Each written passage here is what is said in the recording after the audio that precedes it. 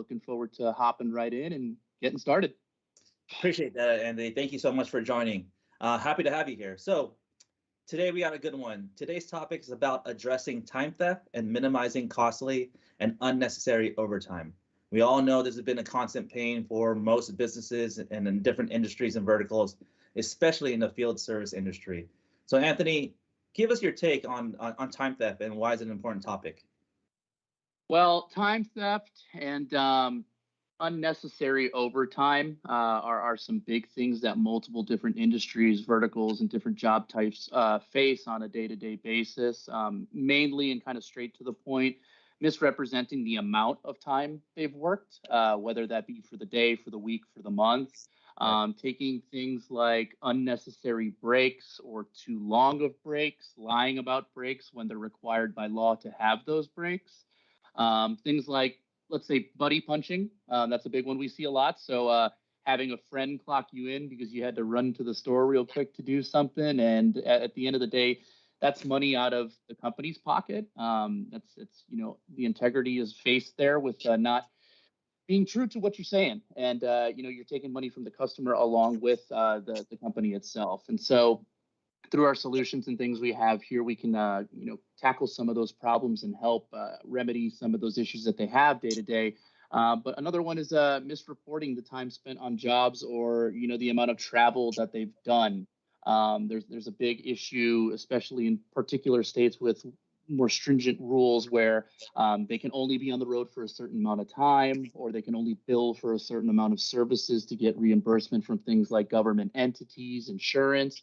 And having all that stuff causes problems in many different ways. And so I'm excited to kind of go over how we tackle those and, remedy those issues, like I was saying. Yeah, absolutely. I mean, that's extreme importance, and a lot of companies are dealing with that. I'm glad you brought that up. So with that said, how does the way you pay employees affect time theft? And can you elaborate a little bit more about that? Yeah. So there's obviously three main different ways that employees are paid. The first one, and probably the most common where we see some of this time theft issue or overtime issue, is going to be hourly based employees, just Right. because they're trying to maximize every minute because that's how they get paid. Every hour is more money. Hourly as well goes into that overtime, which is more money out of the company's pocket. And obviously, there's scenarios where employees are going to want to maximize the amount of overtime because that's how they get paid more money. And so we see it a little bit less, but still prevalent in employees that have salary-based jobs, just because with the salary, they have their fixed cost that they're going to be paid. So that they don't have an inclination to try to forge or fraud time. Really, it's for them more, I need to get my job done quicker, more efficiently, so I have more time to do other things since I'm getting paid the same price anyway. Right. But again, a huge one comes down to piece rate workers. So amount of money being paid per job they complete or that type of job that they complete. So that leads into time theft with trying to maximize as much money they can take from their employer. And unfortunately, that leads to fraudulent use of their time management. And so we'll hop into those and kind of how we address those for sure. Yeah, that's a great point. It all adds up, especially when you have numerous and a multiple of employees doing the same thing. It compounds and it all adds up and it affects the bottom line. So awesome. So now let's talk about some of the ways organizations can prevent or mitigate employee time theft. Sure. There's tons of different ways that it can be done. Some better than others. Some are easier said than done. But I Right. think probably the simplest and most effective way, even leaving solutions out of the way, is to set company guidelines or policies, ground rules that the employees understand, whether that be during training when they first start, if there's an employee handbook or a document that they have to fill out, but something that tells them, hey, we do monitor this. It is important to us, and it is your job to be accurate and fair with what you're doing in regards to your time. And if there's a scenario where you are caught cheating your time, fraudulently entering in additional time or pushing overtime for no reason, there's a reprimand associated to that, disciplinary action. I've seen companies slap their employees with fines on their commission. I've seen them give them reduced rates on the jobs they've completed. And I've even seen companies go as far as, firing on the spot or a 1, 2, 3, strike system to where they'll lose their employment. And in these typical industries that they see time theft and things like that, once you set that ground rule and you set that expectation, they tend to follow it a lot more just because these industries talk. One, let's say HVAC employer probably has a relationship with the other down the road. If they know that that technician was trying to, pull something funny on theirs, they're probably going to find out. So the baseline right there and moral of the story is setting ground rules and making them understand that this is something being watched and obviously reported on a day-to-day basis. Right. Clear and concise attendance policies, of course, that goes hand in hand.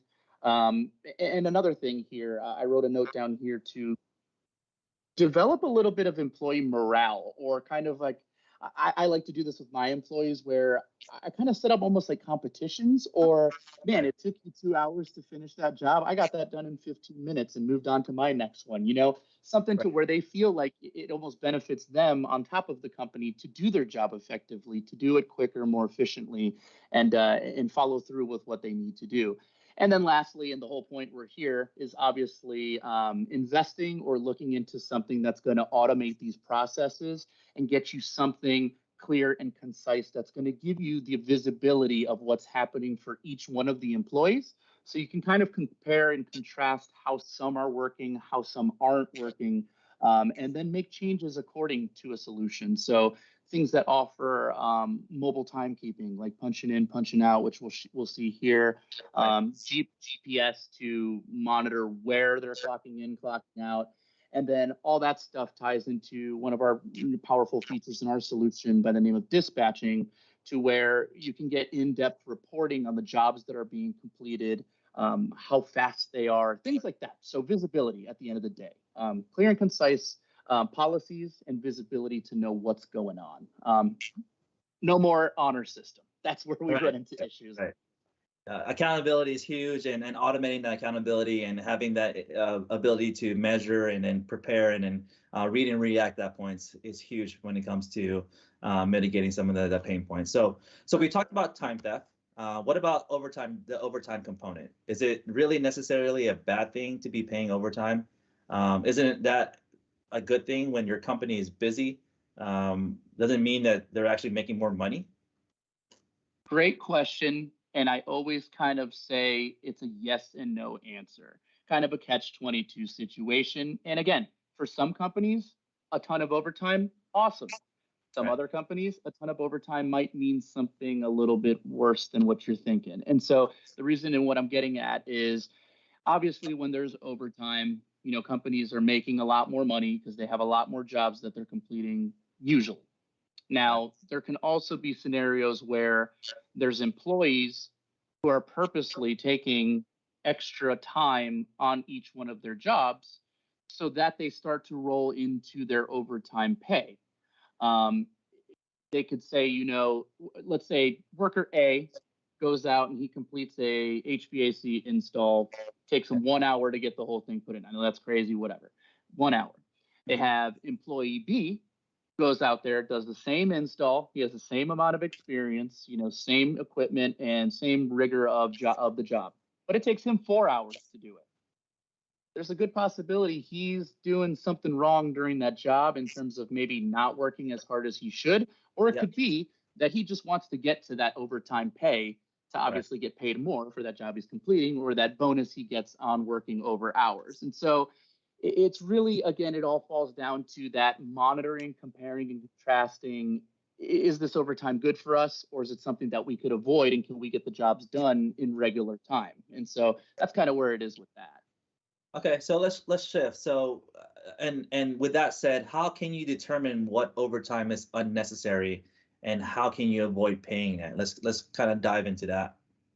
Yeah. So one thing, a couple different ways. And it's going to be, again, like I said, different for every company, just with the way they hand out overtime, when it's warranted, or if they should never be going into overtime, if that's the policy. So it's all going to stem to what you guys want it to be, how it should be, and how it's supposed to be effective for your business. But with our solution, there's different ways to monitor that overtime.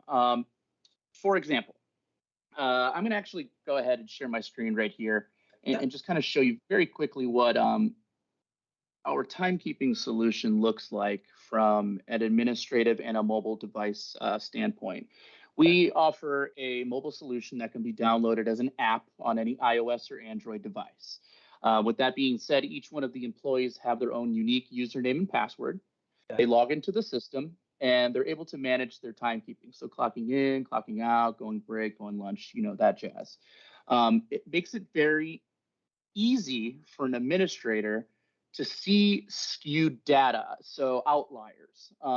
This employee was at this job site for 4 hours doing the same install that this guy was there for 1 hour. What's going on there?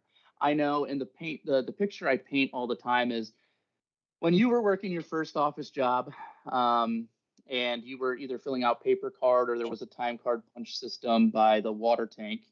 Okay. How many times did you stand at the water tank chatting with your buddy until it hit, 12:55 so that it would roll up to the top of the hour? Or did you fill out that timesheet and you clocked in at 9 a.m. and you clocked out at 5:30 every single day perfectly? Well, in reality, you're not working those exact times every single time.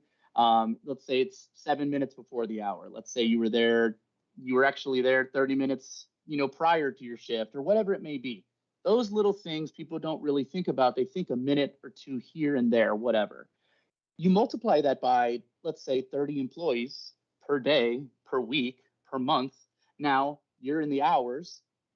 Take that hour, multiply it by the pay amount or pay rate that the employee is going to be receiving. That's Right. money you could be saving in your pocket. And so with our solution, as you can see on the little mobile device, it's going to take the exact minute and second of when that employee clocked in or clocked out to give you accurate reporting. It's going to net out those the time, the breaks and lunches so that you have a true paid time for them. Okay. And then every time they do that, it is going to take a GPS stamp or a geolocation of where they did that from. The benefit of that is if you're a company that's paying your employees to only be paid while at a job site completing work, not when they get into their car and start driving to the job site because you pay for their gas or whatever it is, Mm-hmm. it's going to give you that visibility to see that your guy or girl's doing what they need to do on site when they get there, as opposed to trying to milk the clock for an extra 5-10 minutes, in the parking lot or driveway. You kind of can see where I'm going with it. Just Right. having that visibility gives you that extra thing. And so, not to ramble on too much about the solution, as you can tell, I'm a sales guy. I'm already trying to get in here and get you to sign up, Jebby. But Yeah. Right. it goes hand in hand with our dispatching solution as well. So, per industry average, we find that incorporating an electronic dispatching software can, on average, get your employees anywhere from 1 to 2 more jobs per day. And I'll tell you the reason why is I've walked into many businesses in my day that are still assigning jobs on a dry erase board, erasing it and moving on to the next one, or even going as far as an employee has to drive in to the office in the morning, pick up a stack of papers or work orders that they need to complete, drive out to those jobs, collect payment on site, finish their jobs, then drive all the way back to the office and drop it off to the office admin who just wants to go home, doesn't Right. want to do these work orders because you got in at 7 o'clock while you're on overtime already.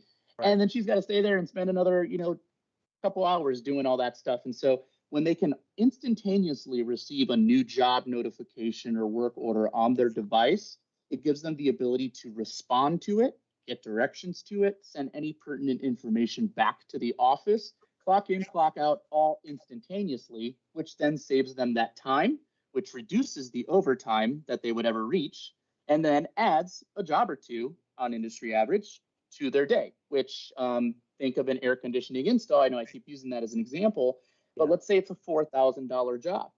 You multiply that per employee, per week, per month, you make your return on investment from incorporating a solution like this, but you're also ensuring that your employees are maximizing their time, their work effort and efficiency as well. And I know I just went on a tangent there, but like I said, No, I'm it's, passionate about it. it's your floor right now, Anthony. So we appreciate the insight.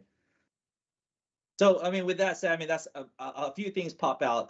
What you just said is catering to the businesses and what they're able to do and maneuvering and how that actually fits our solution into what they're able to mitigate or achieve.